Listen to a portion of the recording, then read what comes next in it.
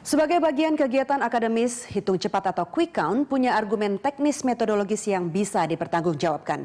Tapi bagaimana bila hasil hitung cepat terbelah? Siapa lembaga survei yang telah mempermainkan kepercayaan publik pada hitung cepat pemilu presiden 2014?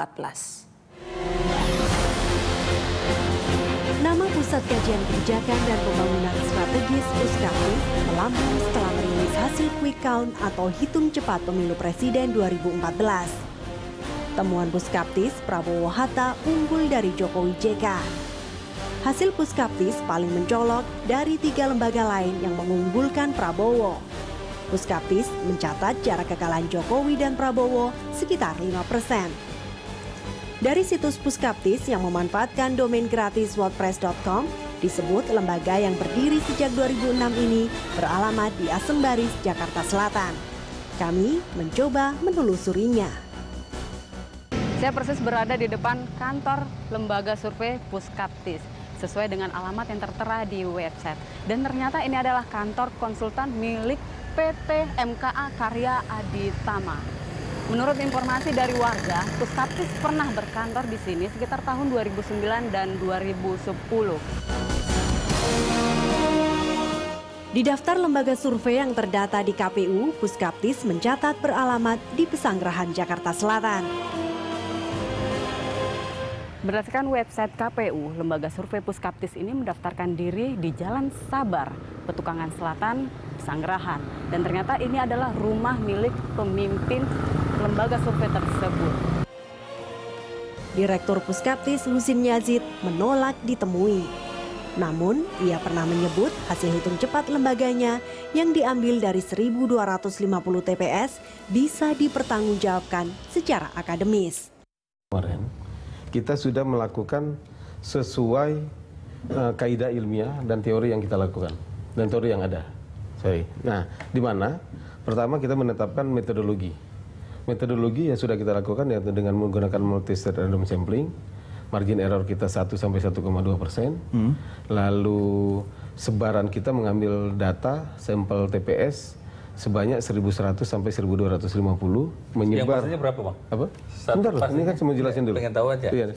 Penyebarannya di 33 provinsi, lalu menyebar sampel kabupaten kota sekitar 135 sampai 150 kabupaten kota.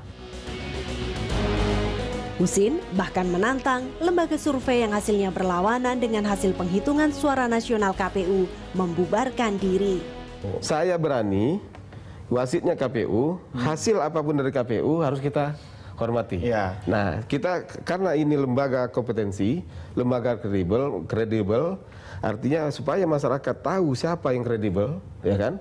Artinya saya berani Puskaptis mengatakan jika KPU itu katakanlah hasilnya memang benar Jokowi menang, saya berani membubarkan Puskaptis. Tapi saya minta juga dengan Dewan Etik bahwa kalau memang Prabowo yang menang, seluruh lembaga survei yang mengatakan Jokowi unggul itu artinya membubarkan diri atau harus dibubarkan oleh asosiasi. Faktanya Puskaptis tak hadir saat audit Perhimpunan Survei Opini Publik Indonesia Persepi yang digelar 2 hari 15 sampai 16 Juli lalu. Puskaptis berdalih Persepi tidak objektif.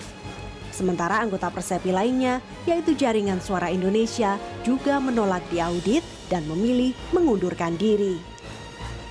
Jadi sekali lagi mohon dipahami, walaupun JSI mengatakan tidak mau mengikuti proses ini dan minta mengundurkan diri, ya, tetap kita perlakukan sama bahwa yang tidak memenuhi undangan Dewan Etik kita anggap tidak punya etikat baik dan kena sanksi dikeluarkan. Walaupun sebelumnya mereka mengundurkan diri juga, jadi double statusnya. Minta mundur dikeluarkan juga. Gak apa-apa kan? Ya.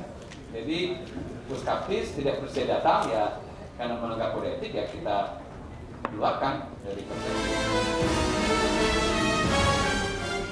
Lantaran tidak bersedia diaudit, metodologi dan cara kerja lembaga survei yang mencatatkan kemenangan Prabowo Hatta dalam hitung cepat tak bisa ditelisik, pun tak bisa dianggap telah memenuhi kaidah ilmiah. Sanksi moral, ya. Jadi Persepi tidak dalam posisi melarang mereka untuk ikut dalam survei pilkada atau yang lain-lain ya. Nah soal pencabutan badan hukum, saya kira itu bukan wewenang daripada Persepi gitu. Jadi itu biarlah kepada yang berwenang dalam soal pemberian badan hukum yang akan menentukan.